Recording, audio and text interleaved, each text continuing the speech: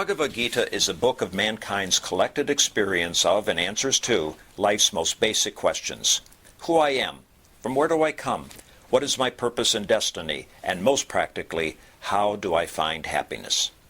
These podcasts originate in the lectures of Neil Bhatt, a disciple of Swami Chinmayananda.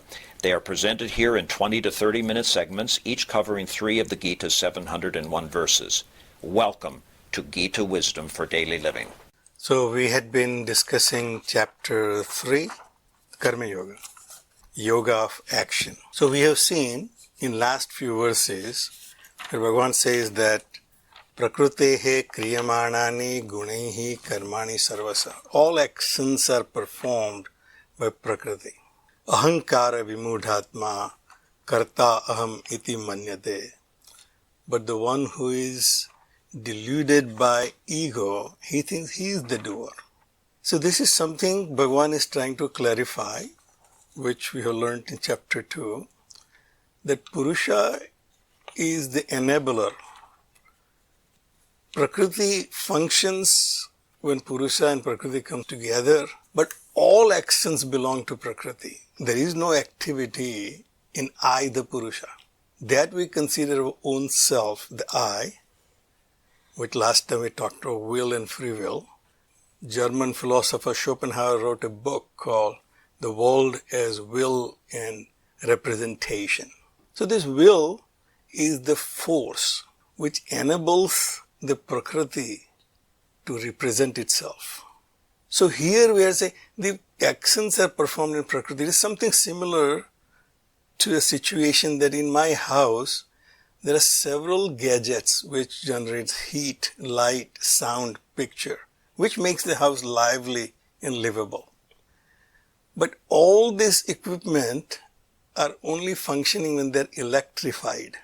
So if a bulb somehow gets this ego that I am the one who gives light, then the electricity as the guru can come and tell that bulb that no, all activities are performed by all equipment, but not because of themselves, but because of the electricity functioning through them. But activity does not belong to electricity.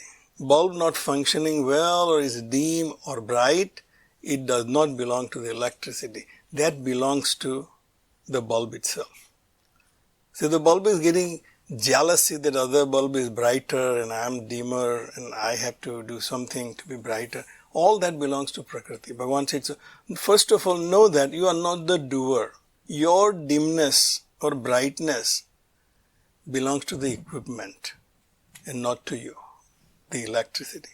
Ahankara vimudhatma karta ahamiti manyate. He thinks that he is the doer.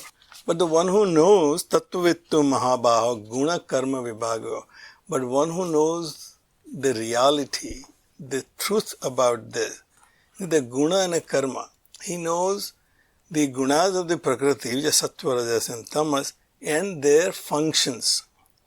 Function of sattva is to be in existence in knowledge, rajas is activity, and tamas is inertia. They have their own gunas.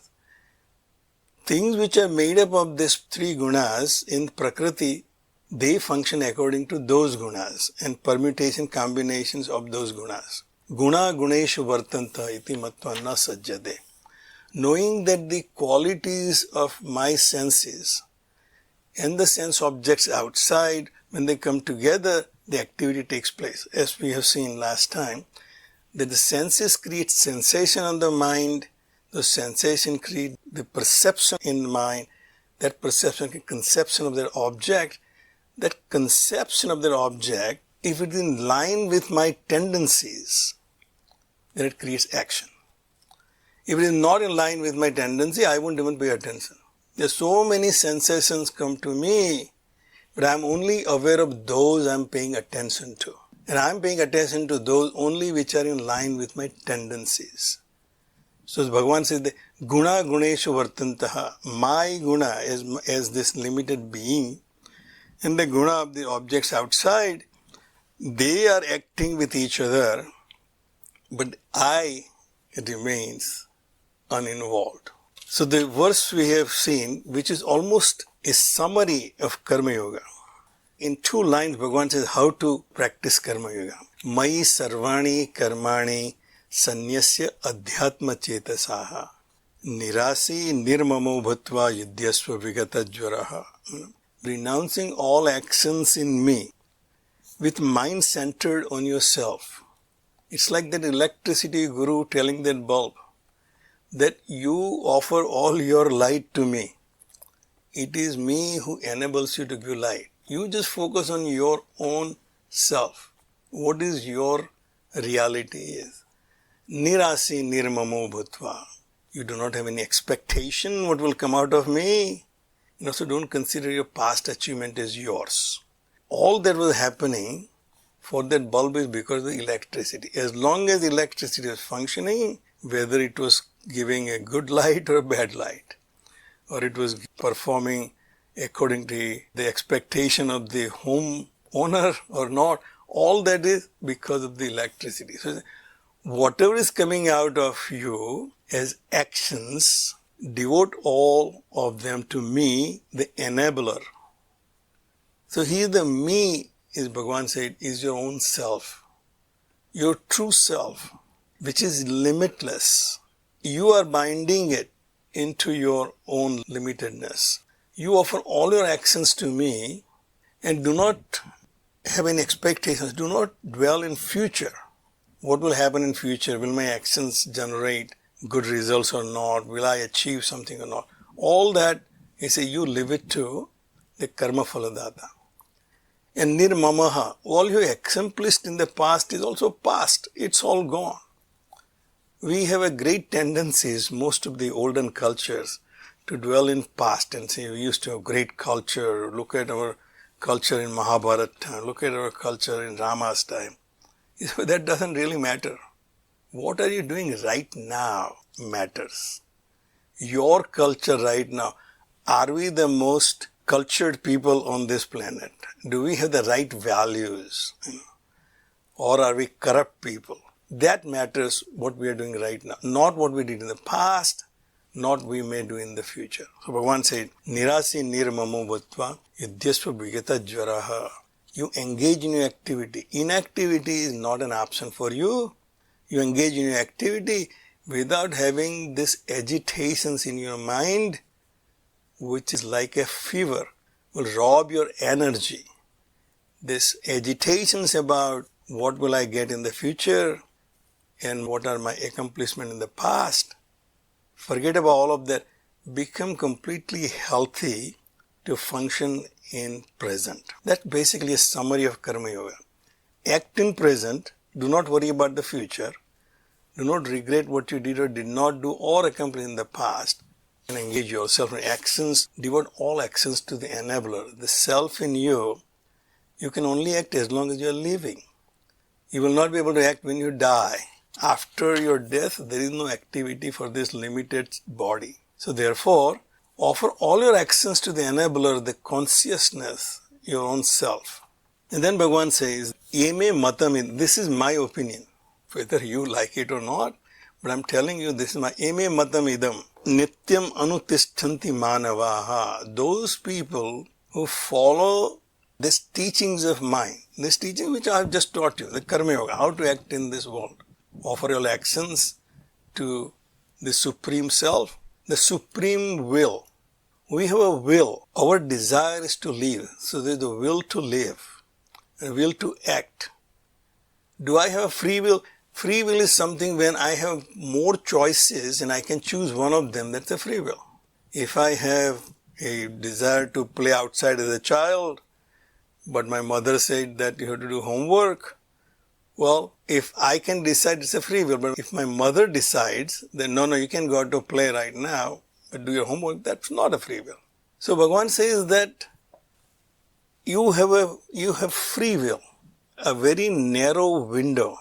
Either you can choose my teachings of how to act in this world outside, or other opinions you have, how you can get your happiness by your actions.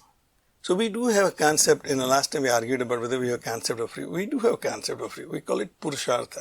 Purushartha and Prarabdha. Prarabdha is something I have no control over. There is no free will there in prarabdha. The situation I'm facing is because of my past actions. Those past actions go as long as I can think about my existence. This life, life previous to that, whatever that is. That's prarabdha.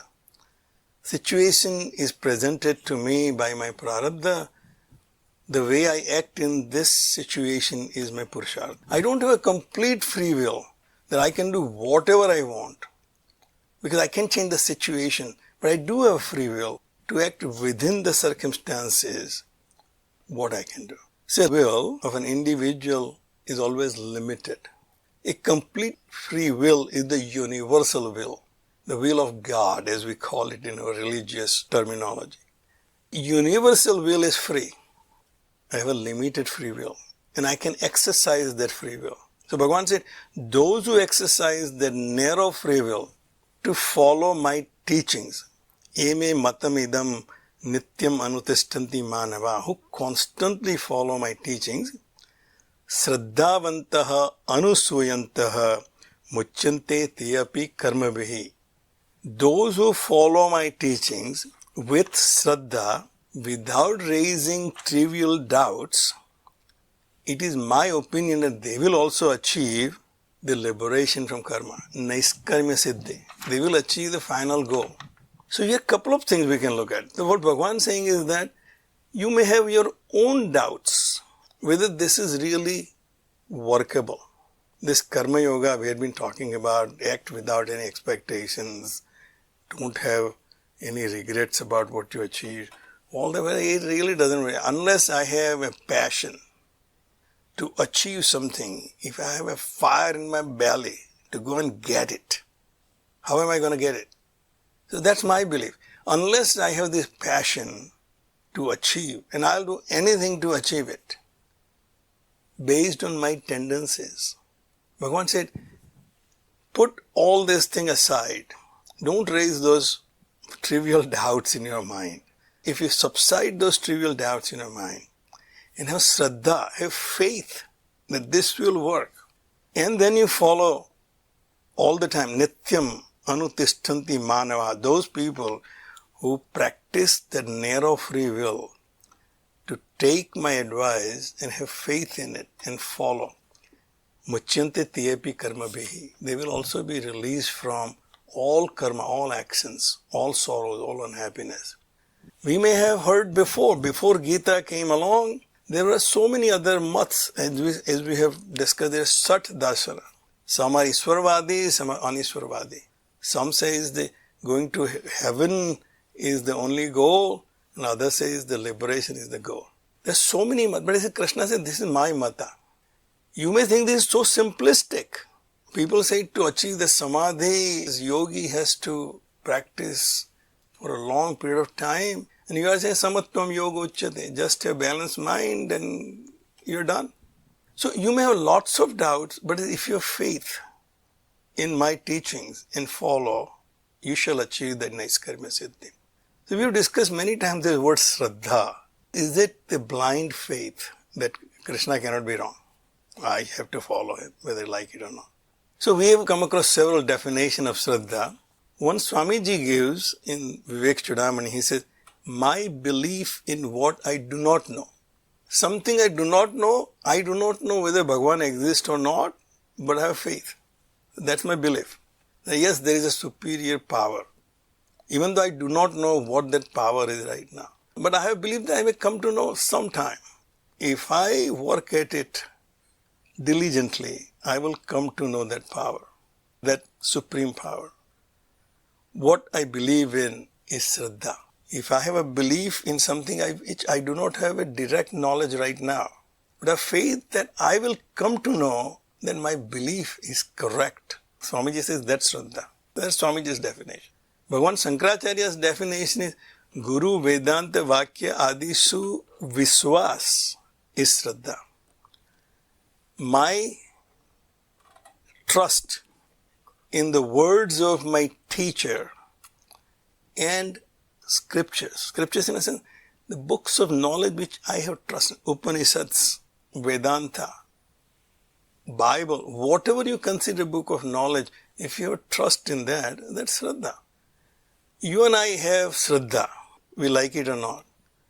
When we board a plane, I have a complete Shraddha that the pilot knows what he is doing, that he is properly trained.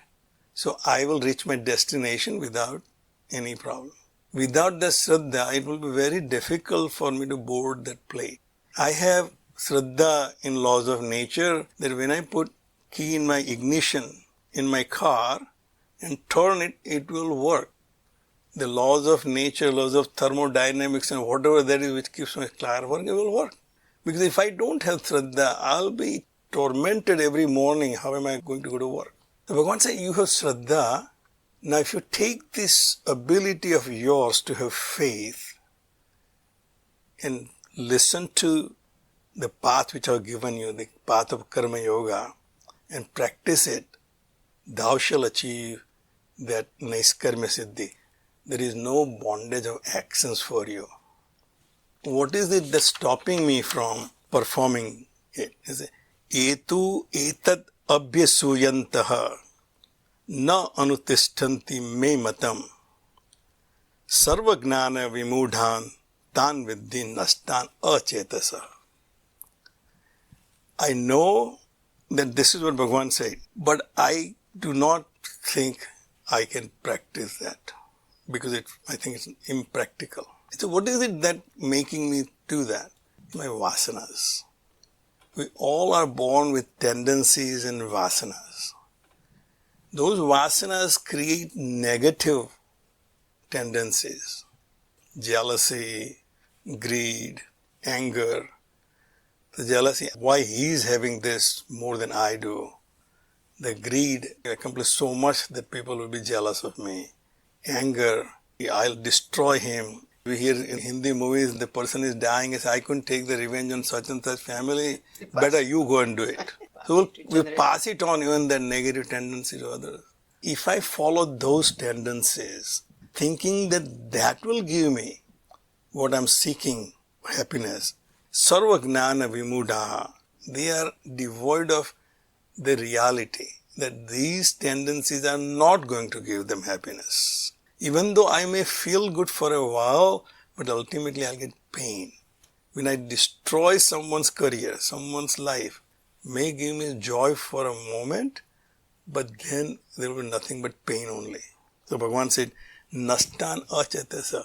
They get ruined because their evolution is now stopped. They cannot rise above their own limitations. Sadrusam tvestate swasyaha prakrute gnanavanapi. Is there any exception in the rule that all beings have tendencies and vasanas? The very fact that I have taken birth tells me that I have tendencies and vasanas. Without any kind of a desire, no action takes place, we know that.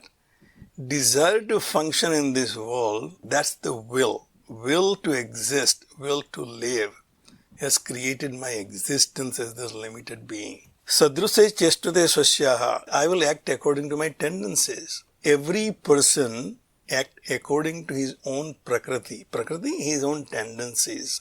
Gnanavanapi. Even a knowledgeable person is not an exception. Even a knowledgeable person has his own tendencies. They will say, oh, yoga is the only way to achieve this. But some knowledgeable people say, well, that's not necessary. Me sitting down and contemplating is good enough. Some will say, no, doing bhajan, bhakti is the only way to achieve Bhagavan. So even Gnanvan has his own tendencies. And even for a Gnanvan, after knowing the knowledge, I cannot get rid of my own tendencies without sublimating them. So he said, Prakritim yanti bhutani nigraha kim karishyati. All beings in this Prakriti, those who are part of Prakriti, they are following their own Prakriti. They will act according to their own gunas. So nigraha kim karishyati. So restraining actions, what can that restraint do? Restraint is powerless. In other words, Bhagavan said, if you have a tendency to do something, do it. Do not restrain yourself. Your tendency for arts, your tendency for business, tendency for sports, do not restrain it. Restraining it will not give you any good result. But sublimating them or transforming them into something which is useful. I give this example all the time. Swami Chinmayananda said, if you like film songs, why don't you convert the film songs in bhajans? Same tendency to sing. Now I can do either bhajan or I can do romantic songs. My goal was to fulfill my vasana to sing. One way or other, if it fulfills, I'll be fine. Swamiji says, bhajan singing may help you a little more than singing film songs. So you can take your vasanas and offer them to Bhagavan. That's why in our culture, all arts revolving around Krishna or some religious, everything revolves around one central theme, that the Supreme Being is the one who is enabling me to do all these things. Therefore, I offer everything to Him. My art, my ability to earn money, to create wealth, all that, Bhagavan said, you just offer it to me. And I will take care of all your tendencies. But restraining them will not get you anywhere. We'll stop right here. If you find this podcast helpful, please support it by donating any amount by going to the episode's website at neilbhatt.podbean.com or at chinmayarichmond.org. Thank you. Om Sarve Bhavantu Sukhina Sarve Santu Niramayaha Sarve Bhadrani Pashyantu Ma Kaschid Dukkha Bhag Bhave. Om Shanti Shanti Shanti. Harihi Om. Shri Gurubhyo Namaha. Harihi Om.